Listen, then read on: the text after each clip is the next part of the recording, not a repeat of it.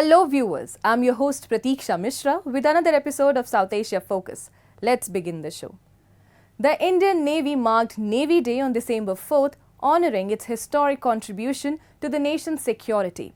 This year's theme, Strength and Power Through Innovation and Indigenization, highlighted the Navy's commitment to modernization and self-reliance. As part of its forward-looking vision, the Navy is significantly enhancing its operational capabilities with a robust plan to induct advanced warships and submarines over the next decade. Notably, the Navy is set to debut its first indigenous nuclear attack submarines, marking a major milestone in its quest for strategic autonomy and strengthening its deterrence capabilities on the global stage. Each year on December 4, the Indian Navy observes Navy Day, commemorating the heroic Operation Trident, the bold attack on Karachi harbour during the 1971 Indo-Pak War. This pivotal operation marked a decisive moment in India's naval history and showcased the Navy's ability to defend the nation's maritime interests. The celebration honours the Navy's unwavering commitment to the defence of India's coastlines and maritime trade routes. The day also serves as a reminder of the Navy's significant role in maintaining peace and stability in the Indian Ocean region. The theme for this year, Strength and Power Through Innovation and Indigenization, reflected the Navy's focus on modernization, technological innovation and indigenization of defence assets to ensure greater self-reliance. 4 दिसंबर 1971 का दिन भारतीय नौसेना और देश के इतिहास में एक बहुत ही ऐतिहासिक दिन है। 4 दिसंबर 1971 में जब इंडो-पाक वॉर स्टार्ट हुआ था, उस समय भारतीय नौसेना के जहाज़ों ने कराची के बंदरगाह पे एक बहुत ही घातक हमला करके कराची के शहर को almost unusable बना दिया था। On Navy Day, Indian Prime Minister Narendra Modi extended his heartfelt greetings to the brave personnel of the Indian Navy, praising their unwavering commitment that ensures the safety, security and prosperity of the nation.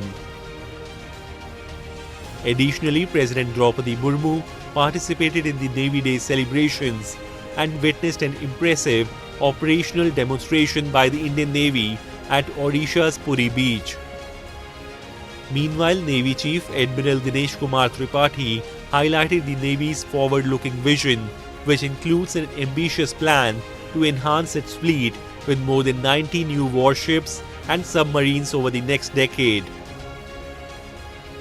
Admiral Tripathi also shared updates on the Indian Navy's long-term submarine building program, which includes the commissioning of its first fully indigenously designed nuclear attack submarines by 2036 to 37. In 2015, the government amended this, that instead of having all the 12 submarines which are conventional, the 6 submarines were made to be the nuclear-powered SSNs. So the first part, that is the conventional submarines, will obviously we are carrying out preliminary work on that, and they will be purely designed and built in India. There will be no foreign assistance required. Similarly, for the SSNs, 2 have been now granted approval.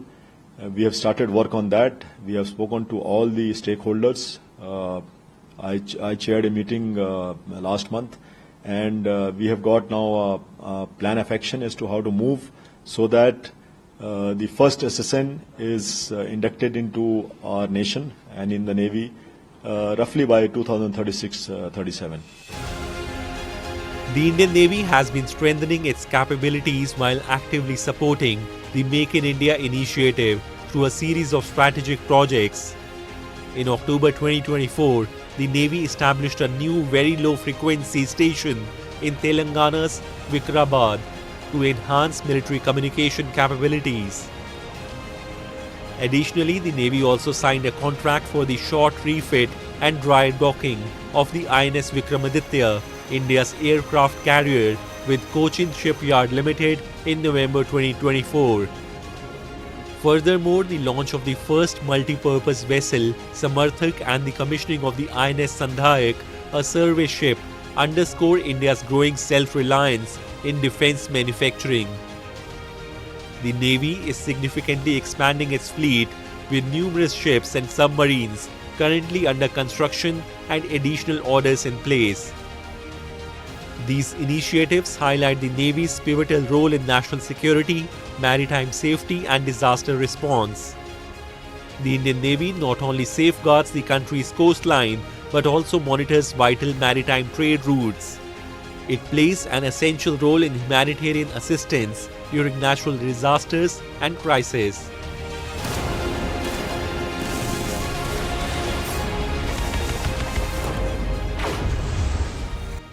In the UK Parliament, lawmakers raised serious concerns over the escalating persecution of religious minorities in Pakistan. They discussed the misuse of the blasphemy laws, which disproportionately target Christians, Hindus, and Ahmadis, leading to violence and unjust imprisonments.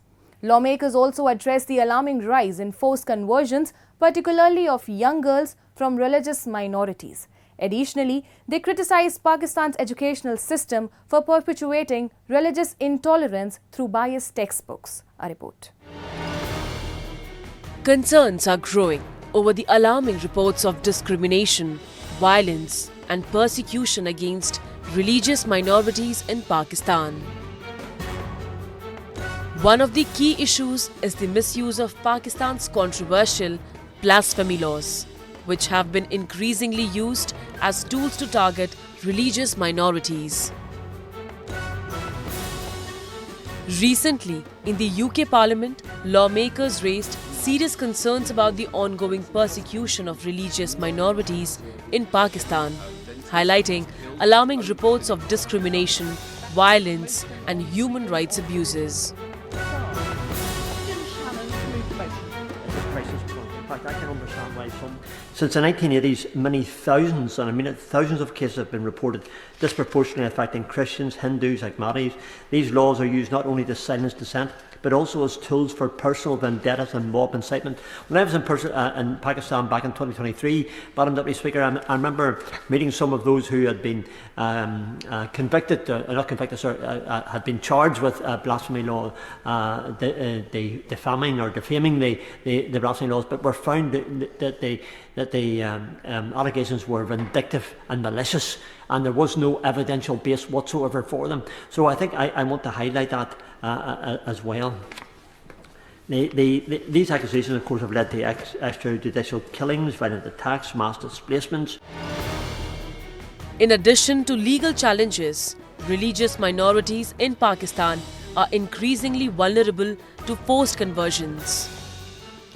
Young girls from Christian and Hindu communities are especially at risk, with rising reports of abductions and coerced conversions. The country's educational system only exacerbates the problem, fostering religious intolerance and further marginalizing these minorities.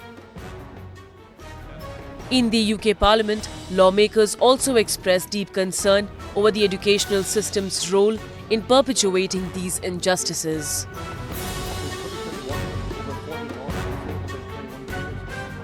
Pakistan's legal framework ostensibly guarantees religious freedom under its constitution, yet the reality is far, far different. The single national curriculum, and just in 2021, has been criticised for marginalised religious minorities. Textbooks continue to perpetuate stereotypes, fostering intolerance amongst the next generation. And we have to be very careful what we do and what Pakistan does in relation to education. We had hoped that on our visit there some time ago, Madam Deputy Speaker, that we would see some of the changes, that we see the opportunities coming to when it says Pakistan says they set so many jobs aside for religious minority groups. The fact is we don't see that. The UK Parliament also discussed the growing repression in Baluchistan, where resistance is being harshly suppressed by the authorities. The lawmakers highlighted the ongoing struggles in the region particularly the women-led peace movements.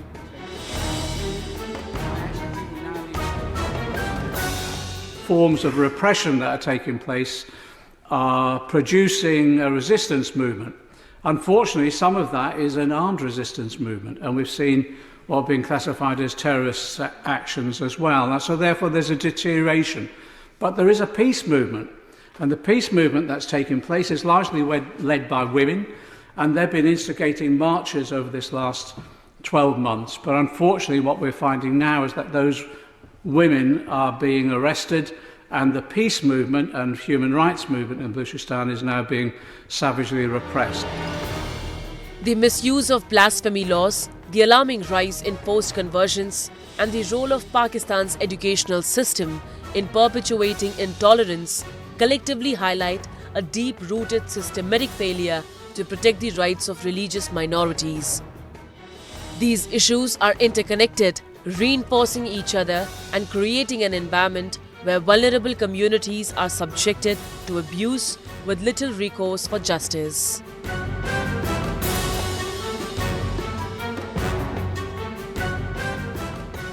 Time now for Asia This Week, the stories from across the continent.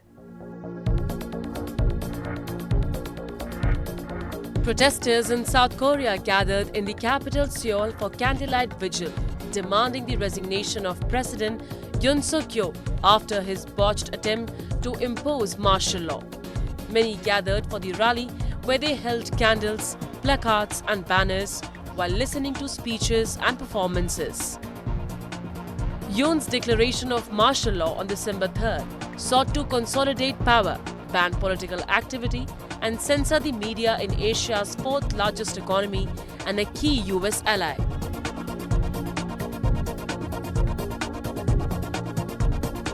India and Bhutan discussed bilateral projects in the field of electricity and urban planning during the visit of King Jigme Khaesar and Queen Jitsun Pema.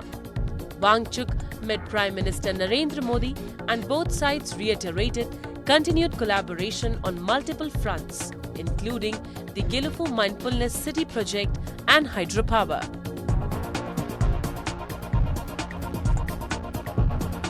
Hamad Al-Balawi, head of Saudi Arabia's 2034 World Cup bid, stated that the country has made significant progress in human rights while aiming to attract more fans than ever to the 48 showpiece event.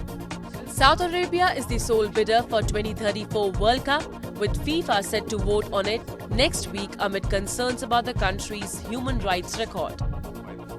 Al-Balawi said the strides in human rights, especially in labour laws, are part of Saudi Arabia's commitment to transforming its social and economic landscape under Vision 2030.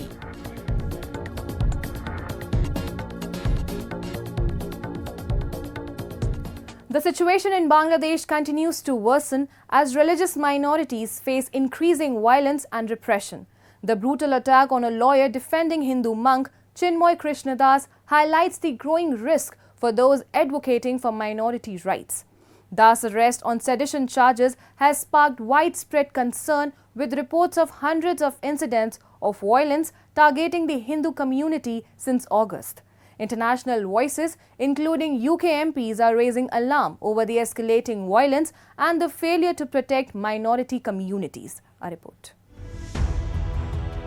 A Bangladeshi lawyer who was defending Hindu monk Chinmoy Krishnadas has been brutally attacked by Islamists at his home. The lawyer is now in the intensive care unit fighting for his life. ISKCON India, which reported the attack, describes it as a sign of the growing dangers faced by those defending the rights of religious minorities in Bangladesh. This attack follows a series of violent incidents in Bangladesh following the monk's arrest. Arrested on November 25th at Dhaka airport, Chinmoy Krishnadas is facing sedition charges for allegedly disrespecting Bangladesh's national flag during a rally in October.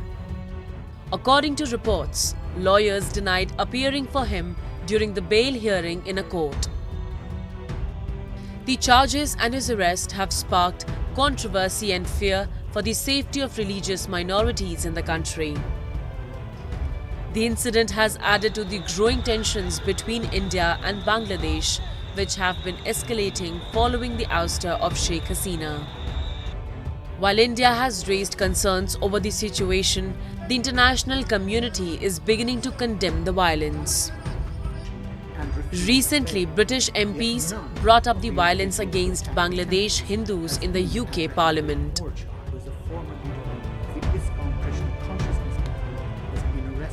Since the fall of the previous government in August of this year, Bangladesh has seen more than 2,000 incidents of violence, most of which have been targeted against the minority Hindu community. Hindus make up less than 10% of the Bangladesh population, and my honourable friend will be aware that anti-Hindu violence has been a recurrent event in the country, and indeed the Jamaat-e-Islami party was earlier this year banned after riots in which 200 people were killed. But whilst Bangladesh no longer has the secular constitution of 1971 and became an Islamic state in 1988, there are nonetheless supposed to be protections for minority religions under Articles 28, 39 and others of the constitution. These appear not to be being enforced. In response to the deteriorating situation and arrest of Hindu religious leader, Bangladeshi feminist author Taslima Nasreen, who was forced to flee the country for her outspoken writings, expressed her concerns on social media. She pointed out the double standards in the country's approach to flags, highlighting how the placement of the saffron flag above the Bangladeshi flag is deemed treasonous, while the flag of the extremist group Hizb ut-Tahrir, when placed above national flag, is considered patriotic. Meanwhile, protests against the treatment of minorities in Bangladesh are being held across India, drawing attention to the growing repression. UK MP Priti Patel has called for the British Parliament to outline its engagement with Bangladesh on this critical issue.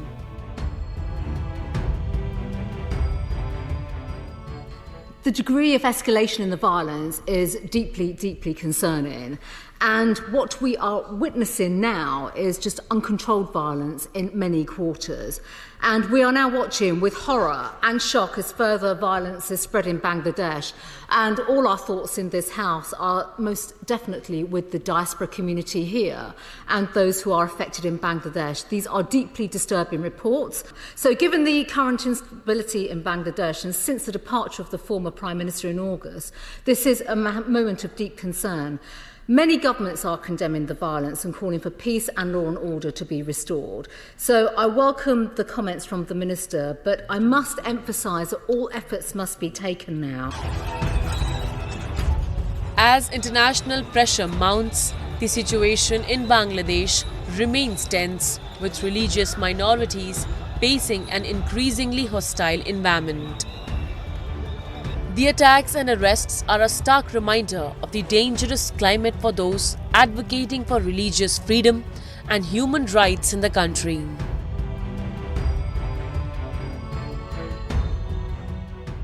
Sectarian violence in Pakistan's Kurram district has spiraled out of control, plunging the region deeper into chaos. A large number of lives have been claimed, with Shia Muslims particularly targeted in ruthless attacks even under the supposed protection of military and police escorts. A recent ambush in Lower Kurram's Ochat area starkly highlights the deep fractures within the nation, where fragile ceasefires crumble and the state's promises of security prove empty. Take a look. Deadly sectarian violence continues to ravage Pakistan's northwestern Kurram district, where over 130 lives have been lost in the past 10 days, despite a tentative ceasefire. The latest ambush on 2 passenger vans in Lower Kurram's Ochat area highlights the perilous plight of Shia Muslims under militant attacks, even with police and military escorts. The victims, mostly Shia Muslims traveling from Parachinar, were attacked as their convoy entered Sunni-majority villages. Disturbing footage from the scene reveals the horrifying aftermath, blood-soaked streets, destroyed vehicles, and grief-stricken survivors. Parachinar resident Nasir Hussain condemned the state's inability to ensure safety.